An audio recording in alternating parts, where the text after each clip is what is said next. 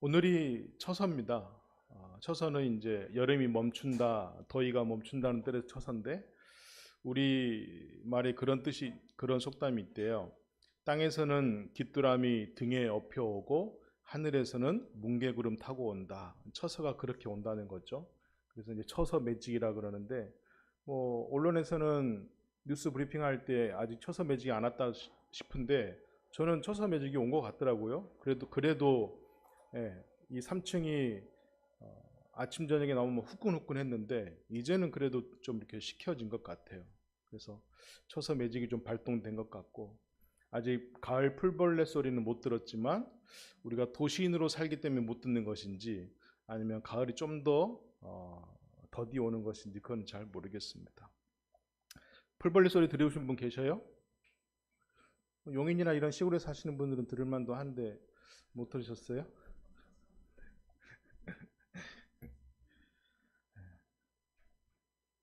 오늘 그 김보라 집사님 제가 보면서 예수님과 사는 기분이 어떨까 생각이 좀 들었어요.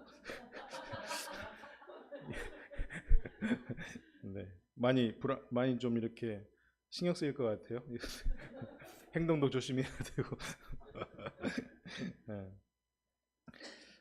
제가 요즘 그 여름 끝자락에 이제 여성들의 옷차림이나 화장 이런 것들을 좀 보면서 때로는 좀 과하다 이런 생각을 좀 하는데 요즘 화장들도 좀 그런 것 같아요. TV도 보면 성형 미인들이 너무 많잖아요. 그래서 약점이나 어떤 미용 그 의료 목적으로 하는 것으로 처음에 성형이 시작되었는데 지금은 의료 목적이 아닌 미용 목적으로 성형을 하다 보니까 연예인들도 많이 탈바꿈을 하고 또 일반 시민들도 겉을 꾸미는데 너무 많은 시간과 비용을 투자한다 이런 생각이 좀 들었습니다. 그래서 겉꾸밈이 많은 사회일수록 속이 채워지지 않는 것을 이렇게 반비례하는 것 같아요. 그래서 겉을 꾸미는 시대가 지금 굉장히 창궐하다시피 하는데 과연 우리는 얼마나 내면을 좀 꾸미고 살고 있는가? 제가 그 지금 한 몇 주에 걸쳐서 계속 천천히 읽고 있는 책 중에 하나가 AI 시대에 사람들이 계속 더 이상 읽지 않는 사람들이 돼버렸다는 걸 얘기해주는 책인데 AI가 처음 나왔을 때부터 지금까지 여러 나라 상황들을 쭉 비교해주면서 학생들은 학교에서 레포트를 AI와 대화하면서 쓰기도 하고 또 교수들도 그걸 검토할 때 AI를 활용하기도 하고 뭐 이게 이제 반영되지 않는 곳이 없죠. 제가 이번에 그 원고 때문에 사도신경 원고 때문에 출판사 사장님을 좀 만났는데 그분들도 이제 그렇다는 거예요. 원고가 들어오면 과거에는 그 프로그램 하나를 돌렸지만 지금은 몇 개의 프로그램을 이렇게 돌리면서 검토를 한다는 것이죠. 다 AI 활용하는 것인데 그럴수록 사람들은 더 이상 읽지 않고 그러니까 단지 활자를 대하지 않는다 해서 끝나지 않고 읽기를 통해서 사람들이 얻어지는 많은 것들이 있는데 그걸 다 놓쳐버리는 것이죠. 그런 의미에서 우리는 과연 겉꾸밈과 속기음에 있어서 균형을 맞추며 살아가고 있는가 이런 걸 한번 돌아봐야 된다고 생각하는데 오늘 본문에서 이사야가 그렇게 이야기하고 있습니다. 우리가 마음으로 하나님을 공경하지 않고 입술로는 고백한다는 거예요. 근데 마음의 공경함이 없이 이 신앙생활을 유지하고 있다는 것이죠. 그러니까 이것이 단지 그냥 시대의 어떤 한 시류라기보다는 우리가 과연 이런 걸 거슬러 올라갈 수 있는 정도의 믿음의 야성을 갖고 있는가? 이걸 좀 고민해야 하는 것이죠. 그러니까 요즘 누가 성경을 읽어, 요즘 누가 책을 봐라고 하는 시대의 상황에서 그래도 우리는 묵상하는 사람이고 그래도 책의 사람들이라고 말할 수 있는가? 라고 했을 때 한번 짚고 넘어가야 된다고 생각을 합니다. 근데 그런 결과로 어떤 결과가 나오냐면 29장 15절에 오면 사람들이 자기의 계획을 깊이 숨긴다는 거예요. 그리고 어두운 데서 한 일을 누가 알겠어라고 하면서 떵떵거리는 거죠. 그러니까 왜 사람들은 어두운 데서 자기 길을 계획할까요? 하나님 앞에 드러내서 밝게 보여줄 만한 게 없는 것이겠죠. 만약에 그렇게 밝은 데서도 당당할 만한 계획이었다면 굳이 숨은 데서 숨길 필요가 없었겠죠. 그래서 하나님께서 30장 1절에 너희가 계획을 추진하지만 나와 상의한 게 아니고 우리 오늘 장로님이 기도하신 것처럼 내게서 말미암아 나로 말미암아 나온 게 아니기 때문에 너희들이 강대국과 동맹을 맺는다 할지라도 그건 내 뜻을 따른 게 아니다. 그러니까 아수르가 강해 볼 때는 아수르랑 붙고 이집트가 강해 볼 때는 이집트랑 붙고 하지만 그건 내 뜻을 따르는 게 아니다. 이렇게 얘기하는 것이죠. 그러니까 이슬로는 공경하지만 마음에서 나를 떠난 사람들의 모양이 이런 식으로 된 것이죠. 근데 그들의 열매는 어떻게 결국 나타나냐면 이렇게 나타나요. 3장 10절에 보니까 선견자들에게 더 이상 미래의 일을 예견하지 말라는 거예요. 그리고 선지자들에게 하나님의 뜻을 우리에게 전하지 말라. 그리고 현실에 좀 터프하고 거친 말 말고 우리가 듣기 부드럽고 좋은 말만 해달라라고 부탁을 한다는 거예요. 백성들이 선견자와 선지자들에게. 그러니까 그냥 꼭두각시 노릇만 해달라고 하는 것이죠. 요즘 한국교회 이상 증세 중에 하나가 뭐냐면 그 전에 교회 신문에 뭐가 많이 나왔냐면요. 후임자를 청빙한다는 게 굉장히 많이 떴거든요. 근데 그 조건 중에 해외 유학파나 뭐 이런 것들이 뭐 거의 항상 들어가 있었죠. 근데 이게 한국교회가 실패했거든요. 후임자를 청빙하는 문제에 있어서 해외 유학파를 들여왔더니 한국교회 실정을 너무 모르는 거죠. 그래서 두 번째 시도한 게 외국에 있었던 선교사들을 또 이렇게 사역을 잘하는. 근데 외국 선교사들도 한국에 와서 들어오다 보니까 순교정신 할 것 같은데 한국 상황을 또 너무 모르는 거예요. 그래서 이제는 신문에 더 이상 내지 않고 이제는 교회들이 어떻게 하냐면 인맥을 통해서 사람을 꽂아 넣어요. 근데 저는 이것도 곧 한국교회가 실패할 거라고 봅니다.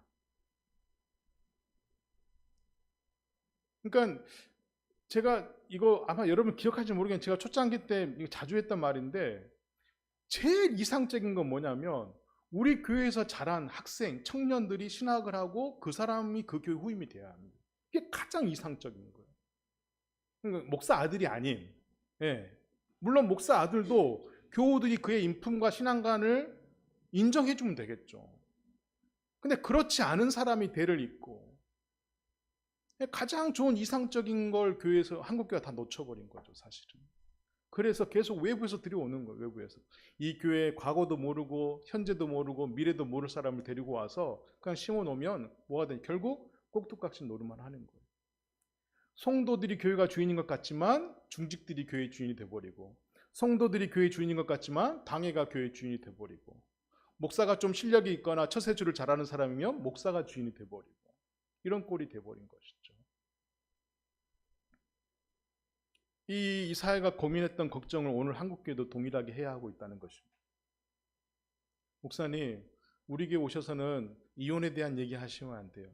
목사님, 우리 교회 오셔서는 뭐 재혼에 대한 이야기 하시면 안 돼요. 주문을 하는 것이죠. 왜? 그것 때문에 이 상처받은 사람이 많이 있기 때문에 바른 소리 하지 말라는 거예요. 듣기 좋은 말만 하라는 거예요. 응원해주는 말, 격려해주는 말만 하라는 것이죠. 제가 지금 가물가물한데 저희 교회 초창기 때 제가 그렇게까지 했던 것 같아요. 늦게 오는 사람 오면 제가 서 있게 하지 않았었어요? 제가 지금 가물가물한데 그렇게까지는 안 했어요. 얘가 그렇게까지 강성은 아니었구나.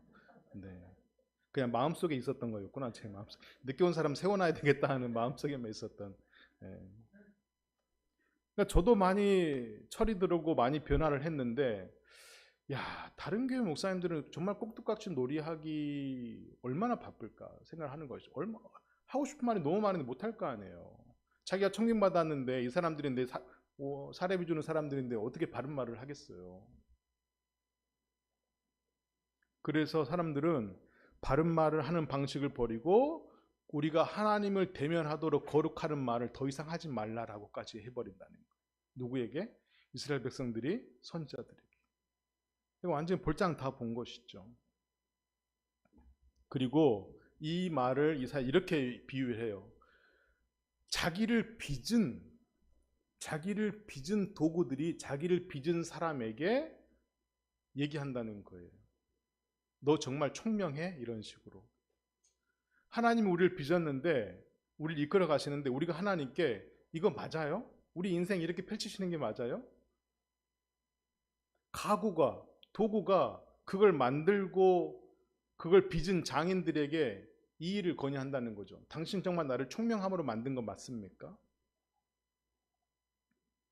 결국 진실을 거부하게 되는 겁니다.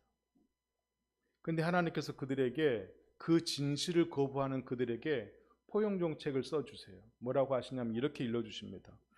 내가 너희들에게 고난의 빵을 혹시 던져준다 할지라도, 내가 혹시 너희들에게 역경의 물을 준다 할지라도 나는 너희들의 선생처럼 너희들을 외면하지 않고 언제나 너희들을 가르치고 대면하고 할 의향이 있어. 나는 너희들을 외면하는 사람이 아니야. 이렇게 얘기하는 것이죠. 근데 이것도 또 역시 너무 문학적인 표현을 합니다. 어떻게 표현하냐면 달빛이, 이거 해달이 엄마를 위해서 준비한 멘트인데 딱 잘 들어오셨네요. 달빛이 해처럼 비추도록, 그리고 해는 7일 동안의 빛을 다 모아놓은 것처럼 비춰줄 거야 라고 얘기하시는 거죠. 그러면서 창처를 싸매고 터진 것을 치료해 줄 건데 달빛을 햇빛처럼 밝게 해주고 해는 7일 동안 모았던 밝기처럼 너희들을 치료해 줄 거야 라고 은유적으로 표현해 주십니다. 그러면서 한 가지 부탁을 하거든요.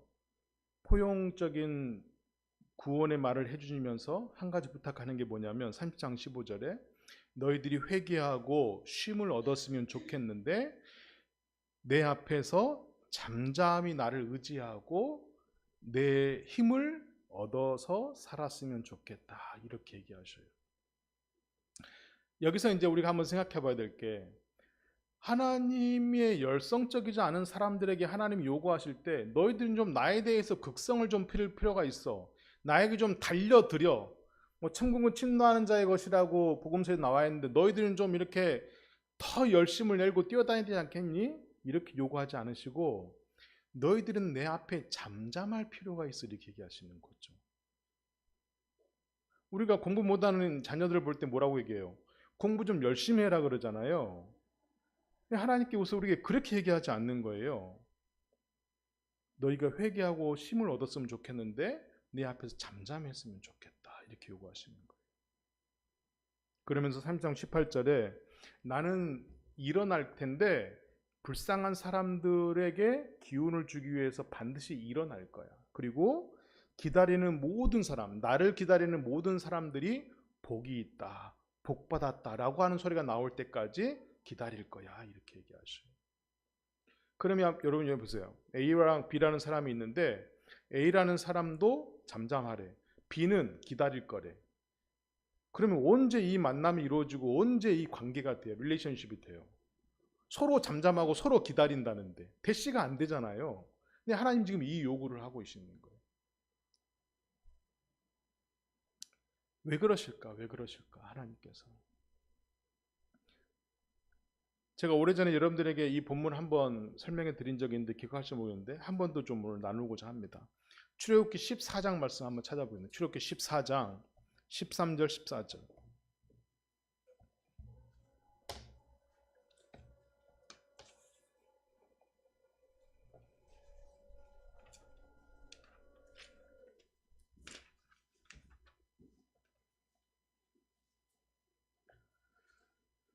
출애굽기 14장 13절 14절. 14장 소제목이 뭐로 되어 있어요? 홍해를 건너기 전에 이스라엘 백성에 대해서 얘기하고 있거든요. 뒤에서는 누가 따라와요? 애국 군대가 따라오고 있죠. 앞에는 뭐가 있어요? 홍해가 놓여 있어요. 그 상황에서 14, 15절 한번 13, 14절 읽어볼게요. 시작. 모세가 백성에게 이르되 너희는 두려워하지 말고 가만히 서서 여호와께서 오늘 너희를 위하여 행하시는 구원을 보라. 너희가 오늘 본 애굽 사람을 영원히 다시 보지 아니하리라.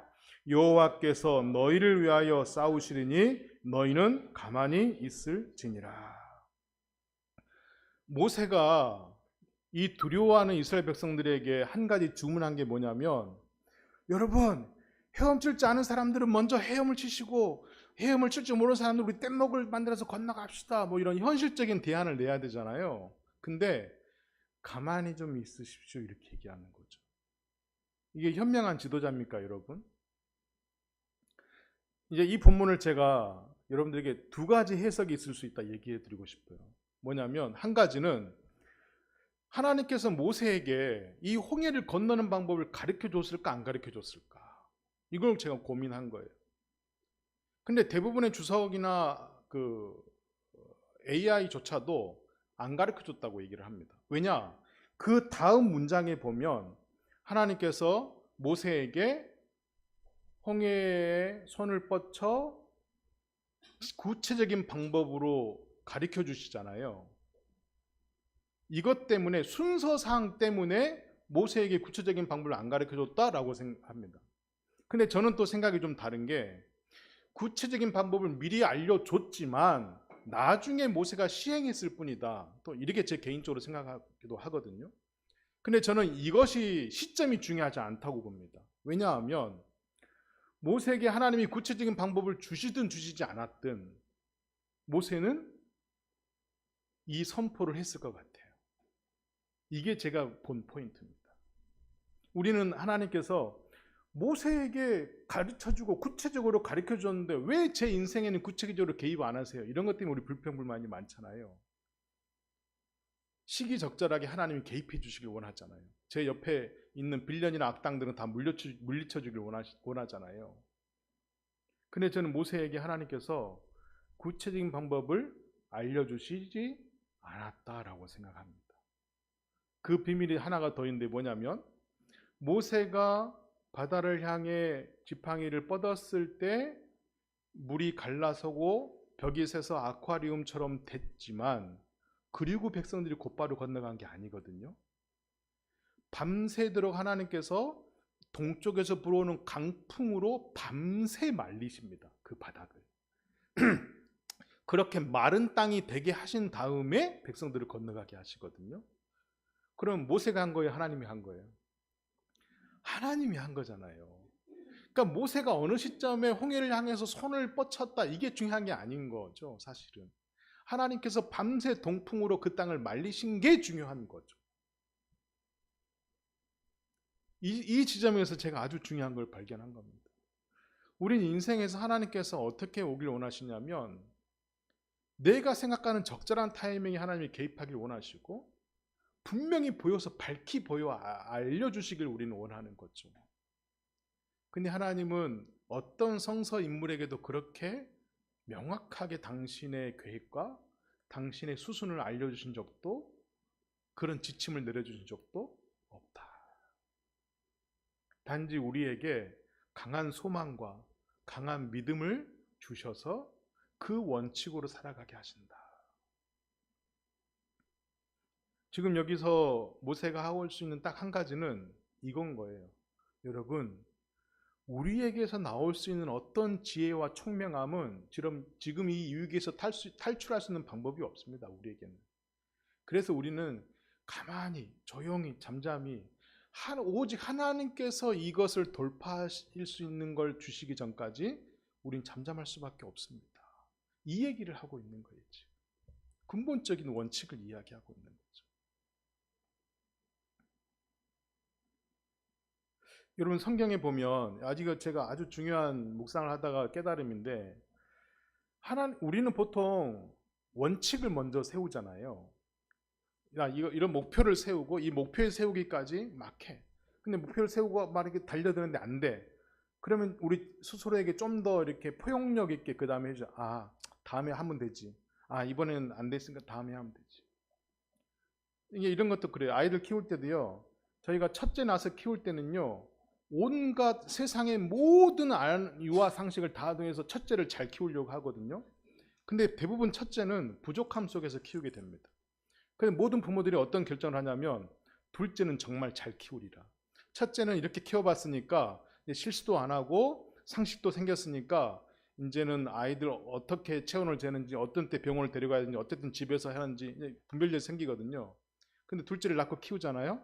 둘째는 대충 키우게 돼. 안 된다니까요. 둘째는 정말 잘 키우라고 생각하지만 안 된다고요. 우리는 원칙을 세우고 그 다음에 포용을 우리 안에 두거든요. 근데 하나님께서는 에덴 동산에서부터 이미 우리에게 모든 걸 포용하십니다. 에덴 동산을 주시고 과실수를 먹게 하시고 모든 이름을 부르는 것마다 이름이 되게 하신 지혜를 먼저 주시거든요. 그리고 나서 마지막에 원칙 하나를 세워주셔요. 그러나 너희들이 먹음직스럽고 보암직스럽고 이 선하게 아는 열매를 먹으면 너희들의 있는 마음속에 있는 하나님과 같아지려고 하는 마음이 들키게 돼. 그래서 그건 건드리지 말아라. 마지막 원칙 하나를 새겨주시거든요. 지금 이 이사야에서도 하나님께서 똑같이 반응하시는 거예요. 우리에게 이사야에게 말씀하실 때, 야, 이 백성들이 선견자에게, 선지자에게 자기들이 원하는 걸 요구해. 그런데 바로 치시지 않고 그럼에도 불구하고 포용력 있게 발휘하시잖아요. 그런데 너희들은 좀 잠잠히 있었으면 좋겠어. 나를 기다렸으면 좋겠어. 기다리는 자가 얼마나 큰 복을 받는지 알았으면 좋겠어. 라고 마지막까지 포용하시고 마지막에 원칙 하나를 세워주시는 거잖아요. 여러분, 모세가 백성들에게 얼마나 시달렸겠습니까? 백성들이 그런 얘기 하잖아요. 아니, 우리가 이집트에서 장사될 장지가 없어가지고 이 광야에서 객사하게 만들려고 우리를 끌어냈느냐? 이런 불평불만을 하지 않습니까? 근데 그런 사람들에게 모세가 어떻게 대응했다고요? 하나님의 포용을 먼저 이야기합니다. 얼마나 하나님이 포용력 있으신 분인지. 만약에 그때 모세가요, 원칙을 먼저 얘기했다고 하면, 여러분들이 저에게 대들고 하나님이 세우신 저의 리더십에 대해서 반감을 갖는다면 하나님이 여러분들 치실 겁니다 라고 하는 원칙을 제시했다고 치면 하나님이 모세에게 실망하셨을 것 같아요. 근데 모세는 오랫동안 고난 속에서 하나님을 배워왔거든요. 그래서 그가 한 선택은 하나님이 했던 방법과 똑같은 거예요. 먼저 포용력 있게 얘기합니다. 여러분, 우리가 잠잠히 있어도 주님께서 일하실 수 있는 반드시 그분만의 방법이 있을 겁니다. 우리 조용히 좀 기다리고 봅시다. 이것이 모세의 선택이었던 것이죠. 여러분, 우리 사람은 때로는 원칙 있는 사람들을 멋있어 합니다. 근데 그게 지나치면요, 고집과 아집이 돼버려서 주변 사람과 전혀 소통하지 못하거든요. 근데 우리는 왜 원칙을 멋있게 봐주냐면 그 사람이 갖고 있는 부와 명예 때문에 멋있게 봐주는 거예요. 그런데 하나님이 세운 원칙은 사람의 겉을 꾸미는데 그 원칙을 제시하지 않으시고 오직 그 사람이 할 수 없음을 마지막까지 기다리신 다음에 하나님만이 하실 수 있는 방법을 하시기 위해서 원칙을 적용하시는 것이죠. 그러니까 우리를 내치기 위한 원칙이 아닌 것입니다. 그리고 나서 제가 오늘 이사야 묵상하다가 본 말씀이 바로 이 말씀인 거예요. 한번 오늘 말씀 다시 한번 읽어볼까요? 이사야 32장 8절 읽어주십시오. 시작.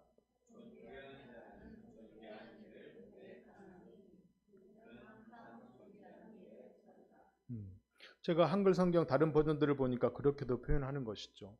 고귀한 사람은 고귀한 일을 하게 된다는 거예요. 우리가 하나님 앞에 존귀한 자라고 역임을 받잖아요. 그러니까 우리가 존귀한 대상이 아님에도 불구하고 우리를 존귀하게 여겨주시는 거 아니겠습니까? 그 하나님께서 우리를 포용해 주시는 거죠. 그래서 우리가 하는 생각과 우리가 하는 결정들은 다 존귀한 일들이라는 거예요. 근데 우리는 너무 믿음이 약해서 하나님, 제가 존귀한 자입니까? 라고 되묻는 것이죠. 근데 우리가 살면서 할 수만 있다면 선하게 살려고 하고, 할 수만 있다면 포용력 있게 살려고 하고, 할 수만 있다면 타인의 고집을 들어주려고 하고, 할 수만 있다면 내가 먼저 섬기려 하고, 이 모든 게 다 존귀한 자세라는 거예요. 이 모든 게 다. 이 얼마나 놀랍습니까, 여러분? 그래서 저는 여러분들에게 원칙을 세우라고 말씀드리고 싶지 않아요. 인생의 원칙을 세워라. 뭐 부자가 되는 7가지 습관, 뭐 이런 게 중요하지 않고 우리가 하는 모든 일은 다 존귀한 일이다. 제가 지난주에 그 출판사 사장님을 만나고 이제 얘기를 하다 그런 얘기 들었어요. 제 사도신경 책을 찍으려면 한 200만 원 정도 들어가는데 이제 이분이 쿠팡에 이제 입점을 해가지고 광고를 계속하는 중인데 제 주기도문이랑 이 사도신경이 어차피 교회에서 필요한 2가지니까 같이 시리즈로 냈으면 좋겠는데 시리즈로 내면 한 400에서 500에서 들고 그냥 사도신경만 단행본으로 하나 내면 한 200에서 250 들 것 같다 이런 얘기를 하는 거예요. 그래서 뭐 알겠다고 그냥 헤어지고 어차피 저는 돈이 없으니까 또 후원자를 이제 마련해야 되는데 제가 제 친구들 단톡방에 올렸거든요. 제 원고랑 혹시 너희들 가능하면 좀 도와줄 수 있겠니? 근데 투자금은 회수를 못 할 거야. 그냥 후원하는 걸로 끝내라 이렇게 올렸어요. 근데 제가 몇 번 얘기 드렸지만 제 친구들이 제 고등학교 때까지만 제 추억이 있고 고등학교 때 이후로는 제가 제일 먼저 서울로 올라와서 주유소에서 알바하면서 중장비 학원을 다녔기 때문에 교류가 거의 없거든요. 뭐 겨우 왕래하는 거면 뭐 장례식장이나 뭐 이런 때나 왕래하고 제 그냥 고향 친구들일 뿐인 것이죠. 그래도 한 8명 정도 단톡방에 있는데 제가 이제 글을 올렸어요. 작은 금액의 후원이 들어왔습니다. 큰 금액도 안 들어왔어요. 근데 놀라운 건 뭐냐면 그 단톡방에 크리스찬과 자연인이 섞여 있거든요. 근데 크리스찬은 아무도 후원을 안 했어요. 자연인들 3명이 후원을 했어요. 나는 이게 무슨 조화인지 모르겠어. 나는 기독교인들이 한 100만 원, 200만 원씩 줄 알았거든요. 왜냐면 다들 잘 살고 있는 애들이 다 대기업 다녔고 막 집도 2채씩 있고 이런 애들이니까 100만 원 주는 건 줄 수 있는 거 아니에요. 뭐 어려운 거 아니지 않습니까? 뭐 우리 매년 뭐 헌금 내라는 것도 아니고. 근데 자연인 친구가 3명이 후원을 해준 거예요. 근데 그 중에 한 명이 전화가 왔어요. 그 중에 한 명이 어렸을 때 진짜 술을 많이 먹던 친구거든요. 근데 이 친구가 이제 지금은 술도 많이 안 먹는데 이 친구가 이제 저한테 그러는 거예요. 많은 금액은 아니지만 어쨌든 고맙다라고 이야기하면서 야, 내가 이 나이에 친구들한테 이런 것 때문에 부탁해서 많이 미안한 것 같아. 근데 그 친구가 저한테 큰 위로를 해주는 게 뭐냐면, 야, 우리 친구 중에 너 같은 목사 있는 게 너무 좋아. 그러는 거예요. 그러니까 이제 그 친구들이 제가 어렸을 때 기억만 있기 때문에 커서 이제 우리도 한 30년 다 다른 삶을 살아온 거잖아요. 근데 이제 그 친구가 그렇게 자연인 친구인데 한마디 해주면서 이제 그 친구도 많이 변화한 것 같아요. 그러면서 야, 나도 언제 교회 갈지 모르고 나도 어렸을 때부터 불교 사상을 쫓은 사람이지만 나도 언제 하나님이 뭐 이런 얘기를 이제 갑자기 하는 거죠. 그래서 야, 네가 나보다 믿음이 더 좋다. 나는 수십 년 신앙생활을 했기 때문에 어제도 안 들어준 하나님, 오늘도 안 들어준 하나님, 내일도 안 들어줄 하나님 때문에 사실 크게 믿지 않는데 너는 하나님이 언제든지 개입할 수 있다는 믿음을 갖고 있더니 나보다 낫다는 그 얘기를 했거든. 그 친구가 너무 고마웠어요. 그러니까 금액이 중요한 게 아니라 야, 우리 중에 너 같은 놈, 너 같은 목사 한 명 있는 게 우린 굉장히 좋아. 이 얘기가 너무 큰 힘이 되는 것이죠. 그러면서 제가 더 힘을 얻은 거예요. 우리가 어떤 구체적인 결정이나 아니면 일반 사례나 우리 겉꾸밈을 통해서 명예나 돈이 있기 때문에 저 사람은 이런 원칙 때문에 이런 자우성가한 사람이야 이게 아니라 저 사람은 아주 작아 근데 포용력 있고 원칙도 세우지 않는데 꾸준함이 있고 늘 포용하려고 하고 늘 선하게 하려고 하고 그 사람은 그냥 행동 거지거지 하나하나가 다 그냥 존귀한 행동들이 그 지혜롭게 해 이것으로 그냥 우린 너무 충분하지 않냐는 것이죠. 제가 어제 우리 그 피클볼 운동하는 전체 모임이 있었거든요. 저녁에 이제 회식을 하고 모임 제가 이제 몇 마디 했는데 제가 처음에 하면 회장 맡았을 때 사람들이 다 긴가민가 해요. 긴가민가 하고 제가 생긴 게 이래 사람들이 별로 신뢰도 안 갔거든요. 근데 시간이 지나면서 제가 하는 게 흐트러짐이 없고 늘 이제 되도록이면 많은 사람을 포용하려고 하고 또 싸우면 중재하고 이런 것들을 이제 몇 번 보다 보니까 이분들이 이제사 조금 신뢰의 사인을 좀 보내는 거죠. 이제사. 그러니까 제가 마음속에 드는 생각은 뭐냐면 그리스도인들은 첫인상이 나쁠 수 있다는 거예요. 왜냐하면 그리스도인들은 늘 일반 사람이 볼 때는 싸우는 사람, 자기 고집이 센 사람, 늘 전도하려고 하는 사람, 뭐 이런 게 각인돼 있잖아요. 근데 우리는 시간이 지날수록 괜찮은 사람이어야 하는 거예요. 원칙 때문에 그런 것이 아니라 겉구림 때문에 그런 것이 아니라 우리가 하는 모든 일은 존귀한 일인데 사람들이 잘 모르는 거예요. 처음에는 그게 존귀한지 잘 모르는 거죠. 근데 시간이 지나면서 그 사람이 하는 말 하나, 행동 하나, 선택 하나 아주 작은 표시 하나에 드러나는 것이죠. 그러니까 저는 모세가 이스라엘 백성들에게 하나님의 원칙을 적용하지 않고 하나님의 포용을 이야기했던 것은 그가 존귀하신 하나님의 그 어미하심을 그 고난 중에 깨달은 것이죠. 그래서 소망 중에 할 수 있는 것은 그것뿐인 거예요. 그래서 저는 우리 교우들에게 그 이야기를 하고 싶은 겁니다.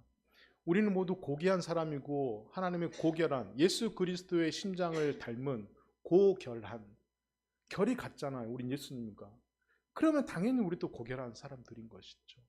우리가 하는 모든 선택과 모든 말들은 고결하고 존귀하기 때문에 멈추거나 낮아지거나 주눅들지 마시고, 우리가 하는 선택과 말이 이 세상에 존귀한 것을 남기게 된다는 걸 기억하시면서 용기 있게 살아가는 한 주가 되시기를 주님으로 축복합니다. 하나님 감사합니다. 우리를 먼저 늘 안아주시고 포용해 주신 하나님께서 마지막 원칙 하나를 정하실 때는 그 원칙조차도 우리를 위함임을 믿습니다. 우리도 살면서 달빛이 해처럼 빛나고 해가 7일 동안 모은 밝은 빛을 보내어 상처를 싸매고 터진 것을 치료하는 것처럼 우리에게도 하나님 비춰 주시옵소서. 우리가 불쌍해서 도우러 일어나시고 하나님을 기다리는 우리 모두에게 복 있는 자라고 선포하여 주옵소서. 우리가 존귀한 일을 계획하고 항상 고귀한 뜻을 펼칠 수 있도록 주는 우리의 선생이 되시어 외면하지 마시옵소서. 진실을 거부하는 사람들이 아니라 진실을 받아들인 사람이 되어서 이사야가 이야기했던 토기장이에게 대드는 사람이 아니라 토기장이에게 순응하는 토기들이 되게 하여 주옵소서. 하나님이 싫어해서 깨트리고자 하는 그릇이 아니라 하나님이 너무 아끼셔서 간장 종지로라도 존재하게 하는 그릇 되게 하여 주옵소서. 주님께 당신이 총명한가 묻지 않게 하시고 우리에게 주시는 총명함으로 은혜를 누렸다 고백하게 하여 주옵소서. 예수 그리스도 이름으로 기도합니다. 아멘.